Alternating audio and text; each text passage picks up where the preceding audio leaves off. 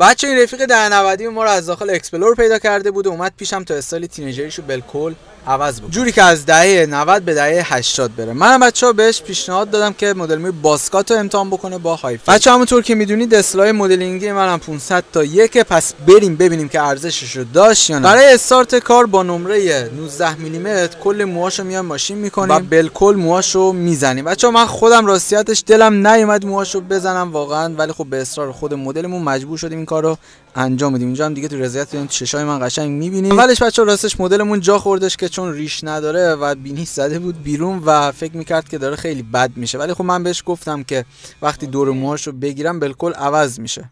و اینجا بچه‌ها میریم برای شروع فیدش. اول میام از نمره 1 استفاده میکنم و مدلی که میخوام براش بزنم بچه‌ها مدل های فید با استایل باسکات یا هم مدل مو آیسان اسلامی که بچه‌ها همتون میشناسیدش. استایل باسکات و های فید بچه‌ها خیلی کمکتون میکنه. بچه‌ها که حالا سن و سالشون پایین‌تره دارن این ویدیو رو میبینن، برای اینکه شما بخواید سن و سالتون رو بالاتر ببرید. پس اگرم ریش دارید که دیگه چه بهتر. با نمره 6 میلیمتر کار تخلیه موش رو انجام میدم با مفصل موچم و به صورت سیموشن و بعدش هم نمره 4.5 میلیمتر رو به عنوان بیس فید استفاده میکنم. بعدش نمره 3 میلیمتر رو به عنوان قسمت توسی و قسمت میانی فید، بعدش هم 1.5 و بعدش هم نمره‌های دیگه. این قسمت هم بچه‌ها از 3 صرف استفاده میکنیم برای اینکه لاین روشنایی فیدمون رو بزنیم. برای اینکه شما بخواید یه های فید رو اجرا بکنید باید حتما از 3 صرف و شیور استفاده بکنیم و حداقل دیگه تا روی شقیقتون باید لاین 3 صرفتون رو داشته باشید. پس اگر آرایشگر یا میخوای مدل مو رو امتحان بکنی بچه‌ها حتما این قوانین رو داشته باشید. این ویدیو رو هم اگه آرایشگر نیستی هم میتونی به آرایشگرت نشون بدی که برات بزنه کلشو. چایی که آرایشگر هستی دارین این ویدیو رو میبینید بچه‌ها بیان اصلاحاتون رو به 2 بخش تقسیم بکنید، یه بخش وی آی پی و یه بخش معمولی. بچه‌ها واسه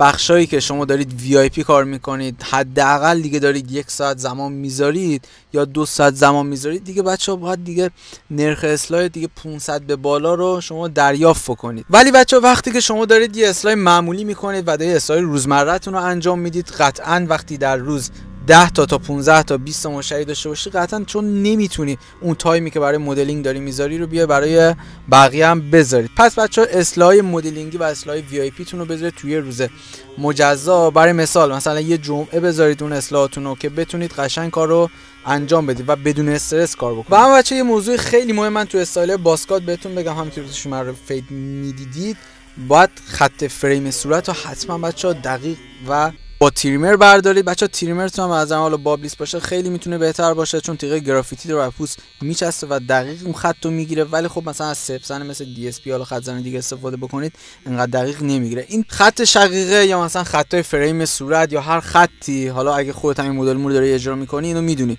خیلی میتونه جلوه بده به سبک و سطح فیدی که شما دارید اجرا میکنید. مدل موی باسکاتو بچه‌ها با همه جنس مو شما میتونید بزنید. چیزی که اینجا مهمه تراکم موه، باید تراکم موی به نسبت بالایی داشته باشید. اگر هم خب ریش داشته باشید بهتره چون که میتونه تعادل تو این مدل مو براتون نگه داشته باشه، چون که ما های فید میزنیم. پیشنهاد میشه فرم سرای مثلثی و الماسی هم این مدل مو رو بچه‌ها نذارید. و اینم بچه‌ها نتیجه کار تو کامنت ها بهم بگید که یه تومن ارزشش رو داشت یا نه. بچه‌ها زنگوله منگوله و سابسکرایب و لایک و این داستانا هم دیگه خودتون روال بکنید برای من اگه از این ویدیو استفاده قراره که بچه‌ها یه فعالیت طوفانی تو یوتیوب داشته باشیم، پس زنگوله رو روشن بکنید که وقتی پست جدید براتون گذاشتم براتون نوتیفش بیاد. به نظر من که بچه‌ها تغییرش خیلی خفن بود. سطح فیدم که دیگه دارید میبینید داداشتون چیکار کرده براتون. بچه‌ها برگردید به اول ویدیو قبلش رو حتما ببینید که چی بود و چی شده. بهم بگید که با موی بلند بهتر بود اون حالت تینیجری یا موی کوتاه باسکات و از دهه 90 به 80 رفت یا که نه. مرسی که بچه‌ها با ما همراه بودید.